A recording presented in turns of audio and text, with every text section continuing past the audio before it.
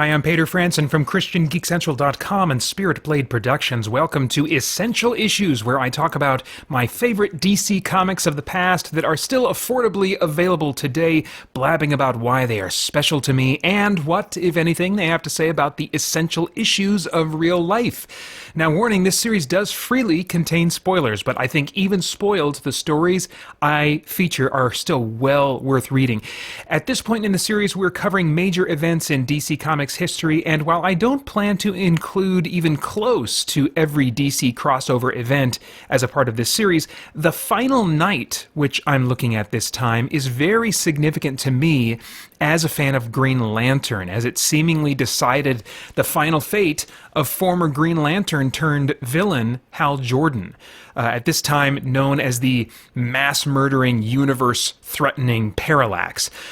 But the story doesn't start out as having anything to do with him. Now, for starters, I haven't checked to see if you can buy this as part of a trade paperback collection. I have been rereading it, as part of the DC Universe Infinite service, where they break it up and give you the option of reading just the core storyline, 4 issues, or you can read the full storyline, which includes all of the tie-ins. What I want to recommend is just a somewhat of a blended approach with a heavy emphasis on just the core books, the Final Night 1 through 4. Before you read, however, issue 4, I highly recommend that you read the one-shot called The Final Night Parallax, or Parallax Emerald Night number 1, which has the Final Night banner over the top. Parallax Emerald Night number 1. And then optionally, there's an issue of Green Lantern that you can read, Green Lantern 81, which is kind of listed as part of the collection as well that you can read. But ultimately, you can just stick to 1 through 4 and you will get the essentials of this story. One thing I noticed in revisiting this story is that it has more of a story than I think any of the crossover events that I've featured as part of the Essential Issues series so far, which largely those have to do with just establishing huge status quo changes, continuity changes, and in and of themselves are not really satisfying stories to read. However, The Final Night actually is a pretty self-contained story. It's not really concerned with making a bunch of changes to the status quo. Just really one character at the end of this has their major status quo changed and the characters surrounding that character. But otherwise, it's pretty self-contained and supports itself as a story. I don't think it's that interesting of a story, but when previous crossover quote-unquote stories are painful to read compared to this one, I think it's noteworthy. A lot of the first issue I find very skippable unless you're a big fan of Starfire. There's a female alien character that comes to Earth, crashes her ship, and Superman comes like, "What's going on? If you mean trouble, then you better not mean it with me and the Legion of Superheroes standing behind me or flying behind me or whatever." And she doesn't mean trouble. She is trying to warn Earth that the Sun Eater is coming, as she has tried to warn so many planets before and never been successful in saving any of them. So, as is typical of crossovers like these, all the heroes of Earth kind of have to band together to come up with a solution to the problem of this Sun Eater that is going to absorb the sun and basically end all life on Earth through a horrible freezing death. One thing that's also, I think, kind of noteworthy about this story is how much smaller the stakes are compared to, say, Crisis on Infinite Earths or Zero Hour, where you're talking about multiple universes and timelines being destroyed or restarted or whatever. And this is really just talking about life on Earth. Now, yes, the Sun Eater has gone to multiple worlds and destroyed multiple worlds, and so in that sense, it's a bigger story and a bigger threat than just here to Earth, but the immediate threat is just to Earth and the characters that live on it. But that still doesn't prevent the story from putting a brief spotlight on multiple heroes throughout the DC universe and just kind of taking the opportunity to introduce readers to as many different characters in the DC universe as possible. In the hero's first attempt to stop the Sun Eater, they fail. Then we see a scene a little bit later where the Phantom Stranger is reaching out to the Spectre, the most powerful, probably, character in the DC universe. And he's usually featured at some point in these big crossover events because of exactly how powerful he is. But they usually come up with a reason for him to not get involved, at least at first, or to not be able to help. It's really interesting how it plays out this time around. The Phantom Stranger comes to the Spectre and he says, you know why I'm here. The Spectre says, mankind's darkest night approaches. I can do nothing. Phantom Stranger says, that isn't true. This is literally their darkest hour. You could save them all, but you won't. With every major crisis, it's the same. In all the years I've watched you, I've never understood why. The Spectre replies, the affairs of man are more simple to judge than the ways of God, stranger. If he has decided that this is the end, who am I to impose my will over his?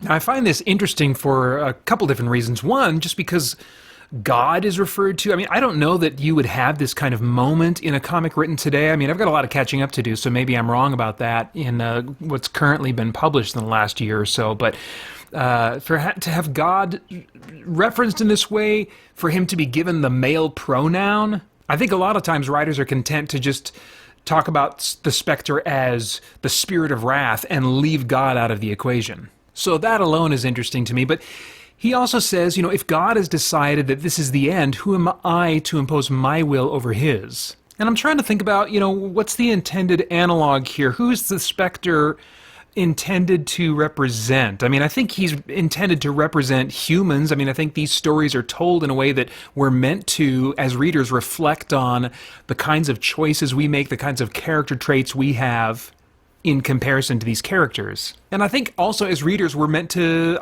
feel frustrated with the Spectre in this. In this story, this is the end of the conversation. We move on to another scene after this, but I would want the conversation to continue. I mean, if the Sun Eater is a conscious person, if it is a being with personhood, then it is an agent of evil. It is just murdering, all of these countless, who knows how many civilizations. However, in this story, it's presented more as a mindless creature. But then still, we would compare that to what? Like, say, a shark? So if we see someone in the water in danger of being eaten or killed by a shark, is it right for us to have the attitude of the Spectre? Well, if God's decided that this person is supposed to die getting eaten by a shark, who am I to impose my will over his? No, I think biblically speaking, we understand that we live in a fallen, broken creation, and that within that context, we are to love each other and minimize the suffering brought about by natural evils as much as we have the power to do so. But maybe the Spectre isn't supposed to be an analog to a position that we as humans might find ourselves taking. Maybe he's supposed to in some way represent God himself. In which case, there's a philosophical question here of why doesn't God intervene? I don't really know what the writer is getting at or inspired by here, but I definitely see an opportunity to think about some things that are really worthwhile. Then, in a second attempt at stopping the Sun Eater, the heroes try to create kind of a false, smaller, closer sun to tempt it away from Earth's sun. And in doing so, we get what seems like a very typical kind of big superhero crossover moment where at some point you have to have a bunch of heroes blasting their energy blasts at the same thing, and using that to somehow solve the problem. And then we get this peculiar, I'm just noticing this more and more as I revisit these old comics, we get this peculiar phrase, pour it on. Superman says, pour it on, as they're all blasting with their energy. I have never heard that phrase, I don't think, outside of comic books, but for some reason it seems to be used a lot in comic books. Maybe not anymore, but certainly in the comics I've been reading as a part of this series. Anyway, most of this first issue is just to set up the problem and establish just how bad a threat it is, and just to show the heroes to be powerless, really, to stop the Sun Eater. So then at the beginning of issue 2, the Sun Eater has enveloped the sun and creating kind of an eclipse effect, and it is now draining the sun of its energy. Meanwhile, the Earth is being deprived of its light and heat. And so everything on Earth is swiftly freezing over. It's looking like a really terrible winter almost immediately everywhere. And one of the most notable effects is that of Superman losing his powers as he is no longer able to constantly be in a recharging state through his exposure to the sun. He's getting weaker and more vulnerable all the time. Meanwhile, Lex Luthor has come out of hiding to help save his own hide, and incidentally the rest of the world if possible. And he's working with the heroes, and there's some references to him having criminal charges against him, and he expresses a willingness to sort of have his day in court. He's not concerned at all about these charges or whatever, so they're dancing back and forth, it looks like, in this era between whether or not he is a respected public businessman or a criminal on the run. But in any case, you know, he is just about the only villain that's really getting a lot of focus. And I think one thing that's different about this crossover that I'm noticing is, even though it has a lot of different DC characters in it, it's still far fewer than other crossovers of the past, and there are even fewer yet that really get some time focused on them. And I think it results in better scenes, better dialogue, better presentation of characters and their motivations. So as I said, still not real crazy about the story, but this has been the most satisfying to read of the crossovers I've been revisiting so far. There's a brief little moment in issue 2 that I just kind of wonder why it's in there. Maybe it's going for a touch of realism, just trying to give us, acknowledge kind of faux psychological realism, as I call it. Trying to, in some way, represent how people might actually react if something crazy big like this was happening. There's a radio broadcast that we overhear an announcer saying, "Evacuation is unlikely, if not impossible, Rush," which I assume that refers to maybe Rush Limbaugh. "Our access to spacecraft is limited, and the religious right would never allow sorcery or a new god." And while, you know, pitting in this instance the folks that would take the right side of the political spectrum, kind of against sorcery and new gods, who we as readers know that, no, you should trust them. They're good characters. I feel doing that in this moment probably betrays a little bit of the writer's left-leaning politics. But I've also seen a number of examples in news media and stuff like that of folks taking the hard political right side that may also happen to be Christians in many cases, displaying a lack of nuanced thinking, and even more problematic, a lack of biblical thinking. So this criticism is not, entirely invalid or unfair. You also have another scene where the alien lady that was trying to warn everybody about the coming Sun Eater is met with a mob of people with burning torches and signs that say the end is here, which is certainly evocative of the classic sign, the end is near, which you're typically going to see from, some form of Christian in the past. I don't know that that's near as popular now as it was, at football games in the 80s and 90s. And even then, I think John 3:16 was a lot more common. Anyway, this mob of people with just a very slight evocation of Christian culture is coming at her, and they're going to, "Oh, there's that alien, let's go get her." Calling her like an ice witch, which also evokes the unbiblical treatment of women from those who were ignorant and fearful in the Salem witchcraft trials. Anyway, continuing with issue 3, a lot of this is just continuing to establish the failure of the heroes to be able to stop the Sun Eater, and dealing with the tragic circumstances that so many people, heroes and civilians alike, are facing. And so it's really giving time to moments where heroes are helping each other, helping the wounded, comforting each other. It all just has at least a little bit more of an emotionally grounded feel to it than previous crossovers. And I think it's meant to be one of those inspiring stories about how when the chips are down and it's all hitting the fan, that's when humanity shows their moral character. And to my mind, this dates the book a little bit. Apart from 9/11, which still would have been after this, and was localized compared to, say, the COVID pandemic, America has not faced a hardship that everyone is dealing with simultaneously in the way that this story is. And so in many of these stories, when there's aliens invading or some horrible thing that's affecting all of humanity, that's when humanity shows that we're really good chaps after all. So this is, I think, that kind of story in some respects. But, we've learned recently from the pandemic that, well, when everyone's going through hardship, some people that maybe have more moral character and virtuous character are going to showcase some of the better aspects of humanity. But you know what? Plenty of us just start eating each other, fighting over masks and vaccines and stuff. If the aliens ever come, if the Sun Eater ever comes, we are going to die. And it won't be the Sun Eater that kills us. We're going to kill each other.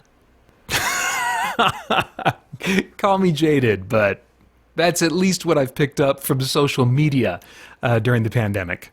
Then we've got this interesting scene where the demon Etrigan, who is often fighting alongside heroes for whatever reason, he shows up and delivers a broadcast message across the world basically saying, hey, we will save the world from the Sun Eater if everyone on the planet signs on to give their souls over to hell once they're dead. And after that, we cut to a cover of the Daily Planet with the title of the front page article, Earth to Demon, Go to Hell. First line says, in an overwhelming show of high spirits and determination, the people of Earth have rejected the demon's offer to save the world at the cost of their souls. And this is, unsurprisingly, this kind of perpetuated weird doctrine of selling the soul, trading the soul, which is at most poetic. It's certainly not a biblical concept that we could trade our soul irrevocably by making a deal with a demon or something like that.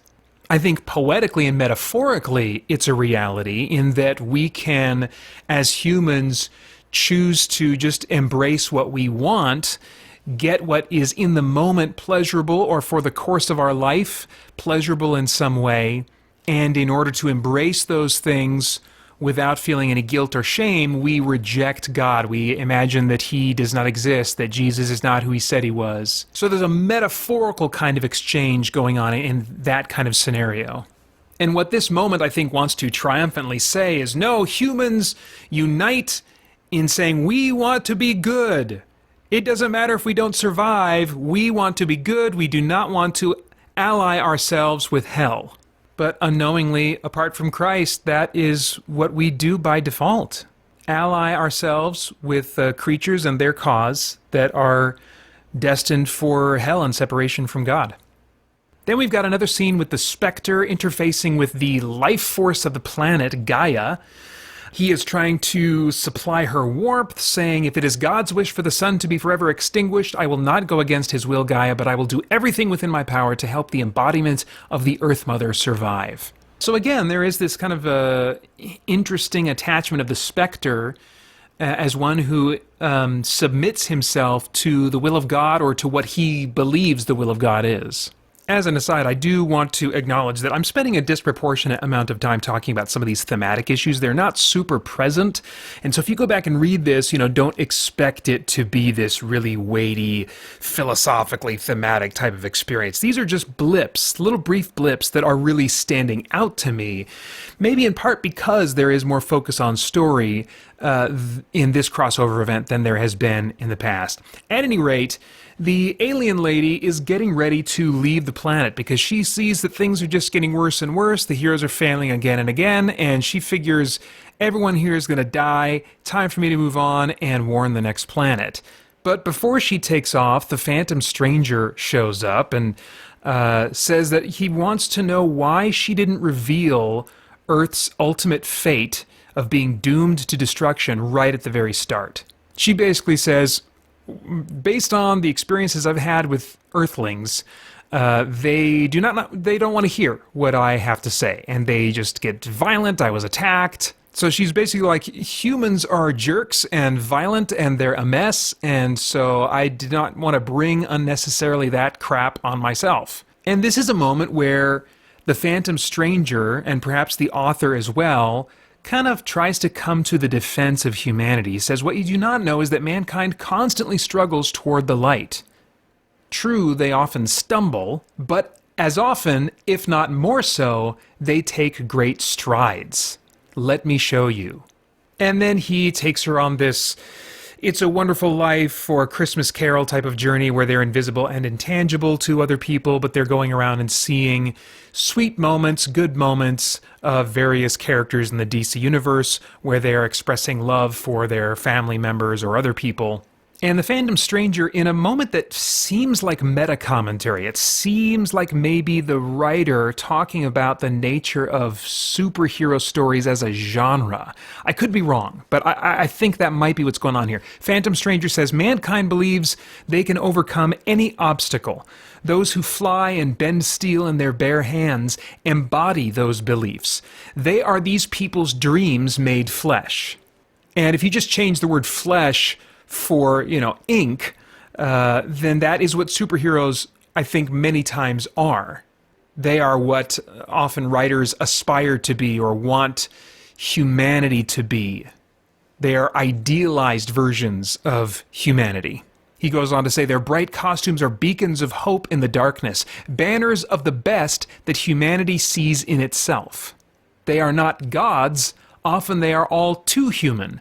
But this is what draws people to these heroes, that behind the mask, hidden within the folds of a cape, is one of them, haunted by the same demons, overcoming the same fears as anyone else. At times, mankind may succumb to those fears, but their champions remind them that there is a light at the end of the tunnel, that life is always within their grasp, that one man or woman can make a difference, and that when banded together, nothing is impossible. And I do see some truth in these words, but it's not as on target as it could be.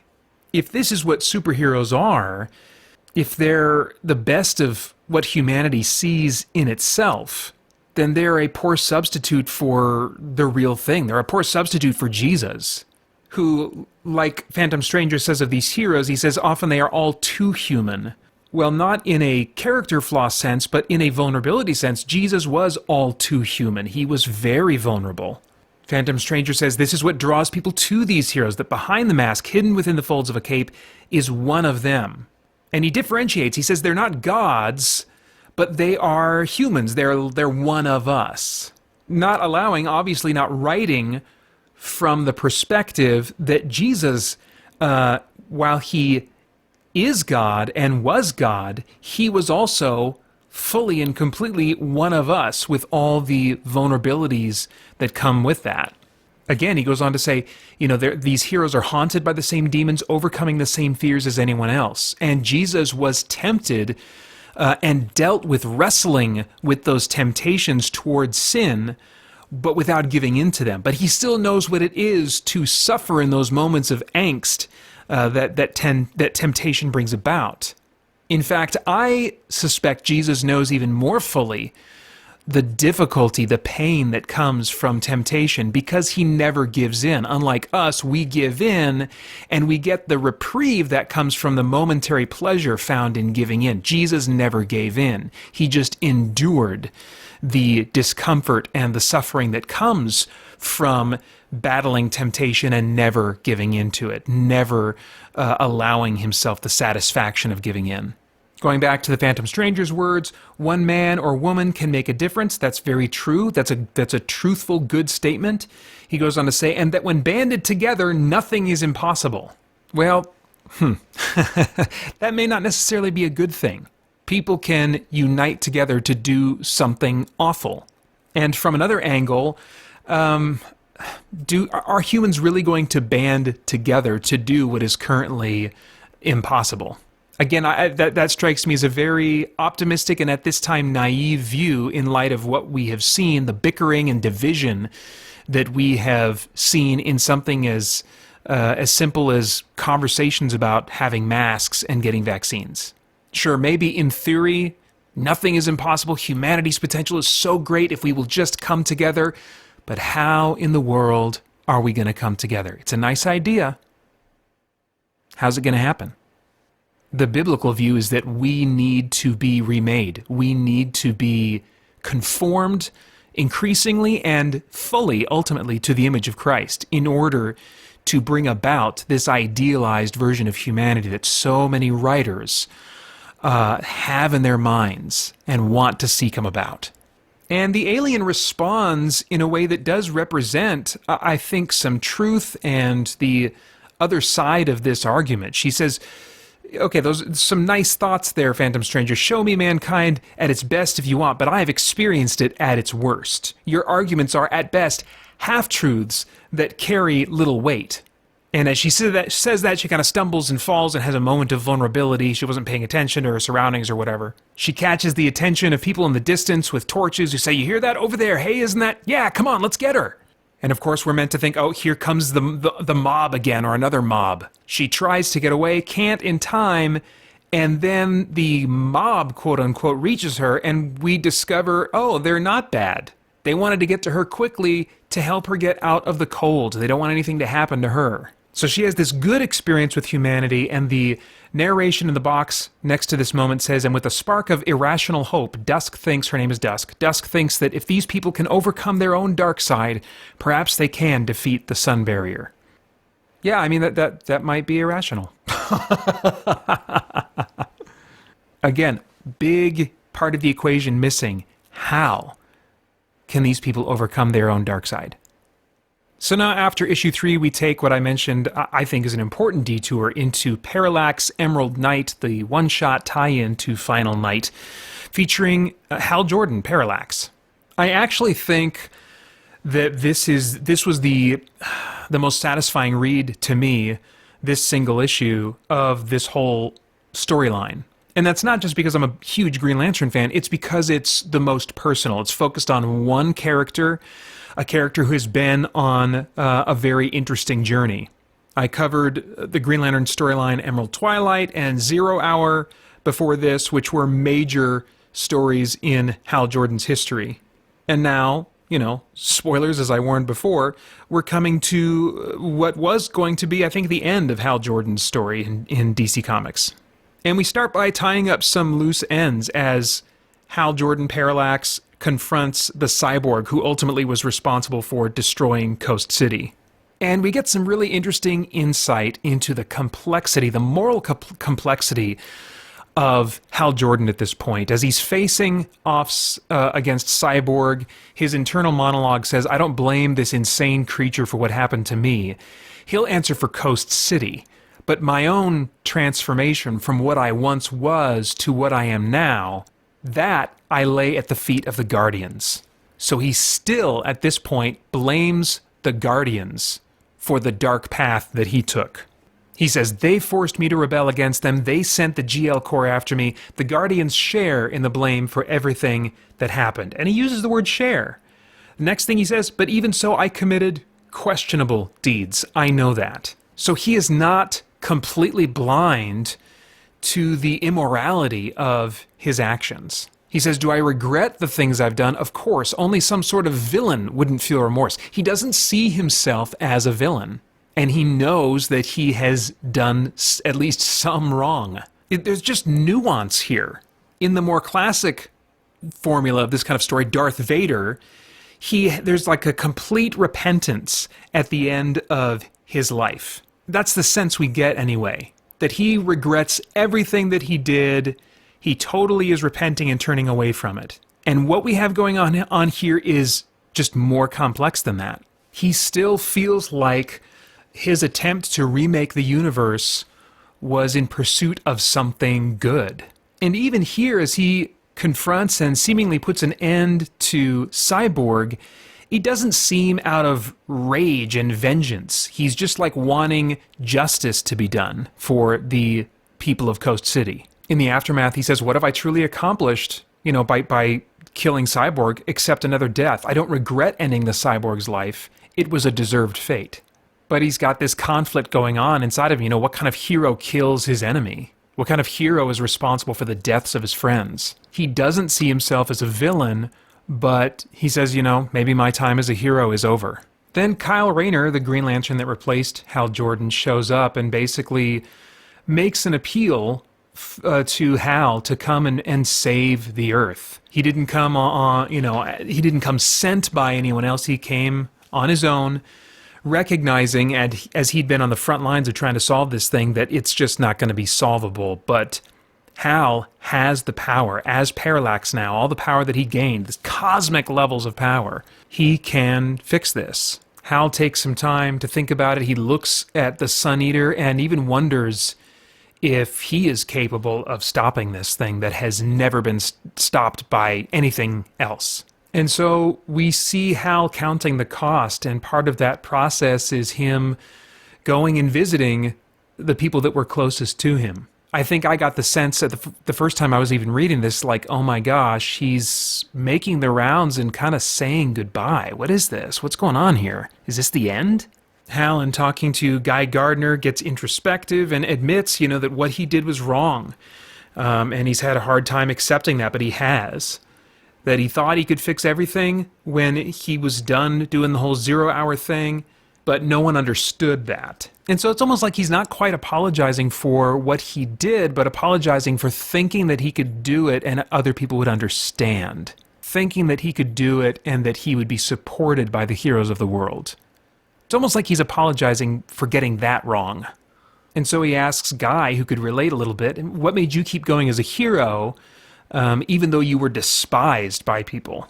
And Guy says something that reveals one of his kind of hidden admirable traits. He says, I didn't care what anybody else thought. To me, being a hero means doing the right thing, no matter the odds or anybody's opinion.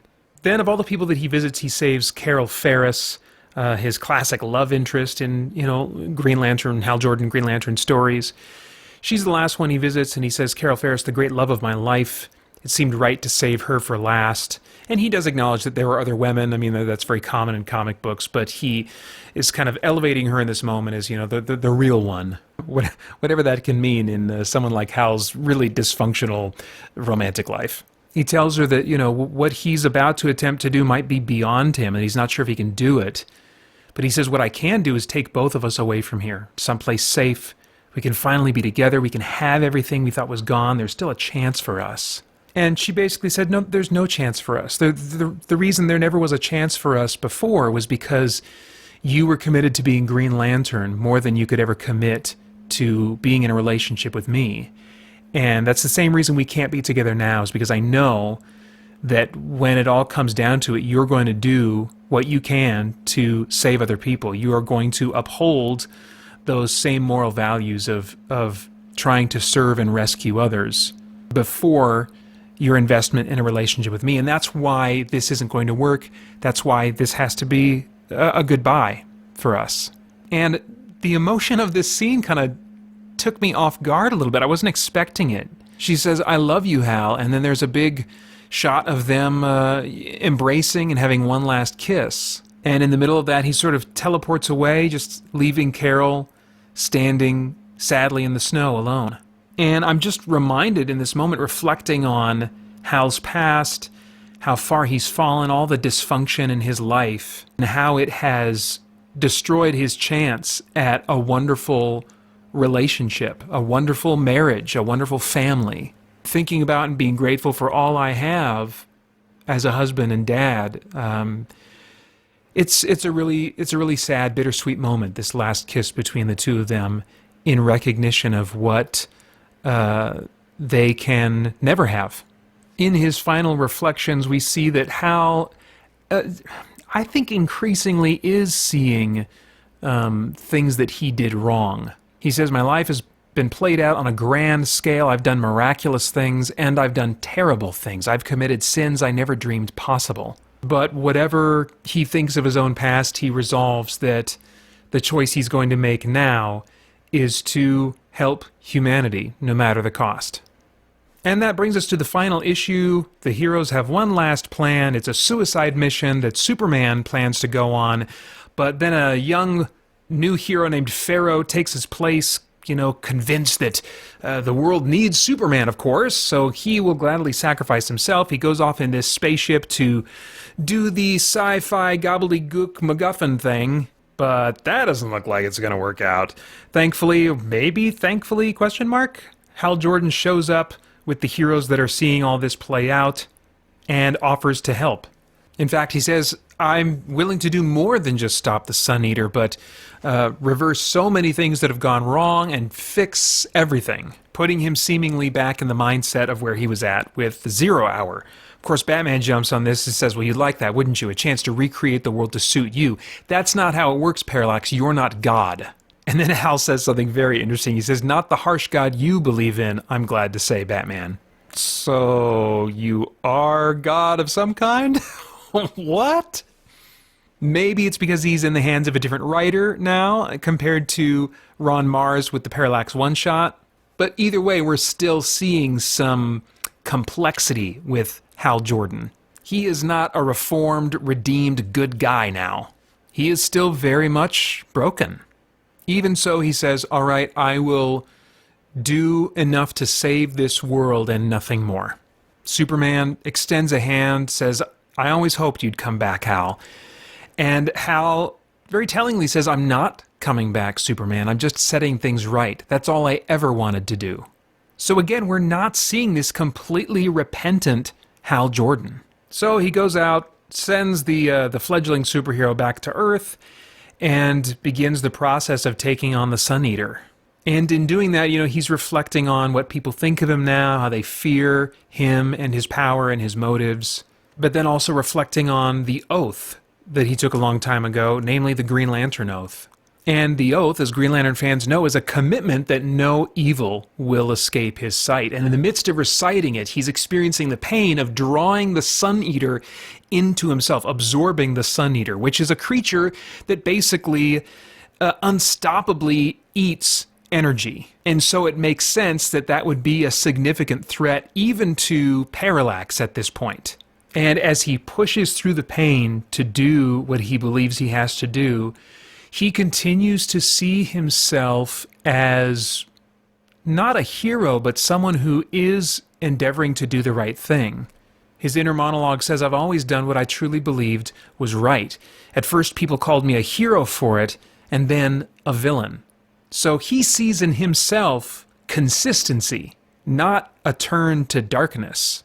The change in his mind is how people were reacting to him. In his final internal words, as he says, as the memory of what I've done and been fades, I hope I will be seen in a different light. And parallel to this are the words he's speaking out loud, the words of the oath, let those who worship evil's might beware my power, and he never finishes those words. Appropriate because he's, of course, no longer a Green Lantern, the final words being Green Lantern's light, but bittersweet because he is cut off by a massive explosion that seems to signal the death of the Sun Eater and his own death as well. All over the world, life is restored, warmth is restored, because he did more than just defeat the Sun Eater. He also protected the Earth from the dramatic shift, the radiation that would happen as a result of him suddenly reigniting the sun and suddenly the Earth being exposed to that kind of radiation. So he was doing all kinds of things at once, bringing his cosmic powers to bear in his final moments. And a telepath named Saturn Girl on Earth confirms that there are no more thoughts that she can read from Hal Jordan, that it took everything he had to defeat the Sun Eater. So the Earth is saved, and we have two characters reflecting on Hal Jordan and his life and his final moments, and very appropriately it's Superman and Batman, both because they're icons, but also because they just tend to have very different perspectives and attitudes. Of Hal, Superman says to Batman, I wish it could have been me instead, but at least he did the right thing. At least he redeemed himself in the end. And that's usually what I think writers are kind of going for when they take a tragic villain and in their last moments have them sacrifice themselves. We call that a redemption arc. But that doesn't work for me, and I actually kind of expressed this in the way I wrote the third part of the Spirit Blade audio drama trilogy. Redemption is a payment for something. So we would kind of say that from Darth Vader's sacrifice, he redeemed himself. You know, I mean, I don't know. Are we saying that he made up for all that he did by that sacrifice? Because he saved all these billions of lives through his sacrifice. That makes up for the, I don't know, millions of lives that he took as Darth Vader. More than makes up for it, right? Billions? That's a lot more than millions. And yet, if we just reverse the chronology of that logic a little bit, we don't accept that doctors that save lives every day as a course of their work, or even if they're missionary doctors, they're not getting paid. They're missionary doctors. They give their whole lives in other third world countries to save people who are dying. Let's say one of them saves 60 people. Does that mean we're okay with him going out and murdering one? No, of course not. Our moral standard is all screwed up if we're trying to make that logic work. Because what we ought to do is every day of our lives be willing to give of ourselves in that way. That's the standard that Jesus showed us humanity is made for and is intended for. We should all be living the lives of Jesus, and when we don't, we are falling short of what humanity is meant to be. You know, we can't make up for the sins of yesterday by being extra good today, because we should be extra good today anyway, and if we don't, we're falling short, and then that needs to be made up for. I don't know, maybe you're not following me. I'm sorry if that's not as clear as it could be. Let's get back to the comic here. Superman says at least he redeemed himself in the end. And then Batman, I think very appropriately, says don't make a martyr out of a murderer, Superman. One shining moment doesn't redeem Parallax for what he did and tried to do. He admitted he hadn't changed, remember? Now, for all I know, in the writer's mind, Batman is being cynical and we're not supposed to agree with him, but I wholeheartedly agree with what Batman is saying here. And I love the complexity of this exchange that continues. Superman says, people don't always notice when they've changed, Batman. I'll always think Hal died a hero. And Batman says, too bad that isn't how he always lived. So a lot of great complexity here. I think in this story, Hal Jordan very well represents our own complexity. That even when we are willing to admit our faults, we still might not be aware of or be willing to fess up and acknowledge all of our faults. Even in our repentant moment, there are very often things that we hold on to and say, no, that was not wrong of me. I was right there. When in fact, we often were not. You can, if you like, read Green Lantern 81 after this. It's basically a memorial service for Hal Jordan in the pages of the Green Lantern comic book, and a lot of characters get up and say different things. Some of them say some of those strange, empty, but momentarily nice-sounding words that are very typically expressed in social media when people die. So it is an interesting read, particularly if you are a Green Lantern fan, but I don't think it's absolutely necessary reading. I admit I was not super excited to read this story again, but reading it now, I'm just struck by how thought-provoking it is. And in particular, how thought-provoking the moral complexity of Hal Jordan is at this point. I honestly, reading this now, I'm like, I wish that Hal Jordan wouldn't have died. I wish Parallax would not have died. I would have loved for Hal Jordan to continue, even though, you know, years later they brought him back as Green Lantern, I would have been totally content. I've never been a fan of any particular Green Lantern. It's always the power concept, and as long as the character wielding the ring is written in an interesting way and has interesting character traits, then I don't care really who's wearing the ring. So I would have been completely content for Hal Jordan to continue existing this way, but I wonder if the editorial staff and or writers just felt like readers couldn't handle this kind of character to live in perpetuity. Like Hal Jordan fans would be too upset. Maybe they felt like it was too controversial what they did and they had to just give him a good send-off. I don't know. Would have loved a lot more Parallax and for Parallax to continue to this day. Of course he didn't, and the very nature of what Parallax, who Parallax is, was retconned years later. As tends to be the case in comics, this story wasn't the true end for Hal Jordan. In another crossover event a few years later, Hal's spirit became bonded to the Spectre during a crossover event called Day of Judgment, which, as near as I can tell, is not available through the DC Universe Infinite service.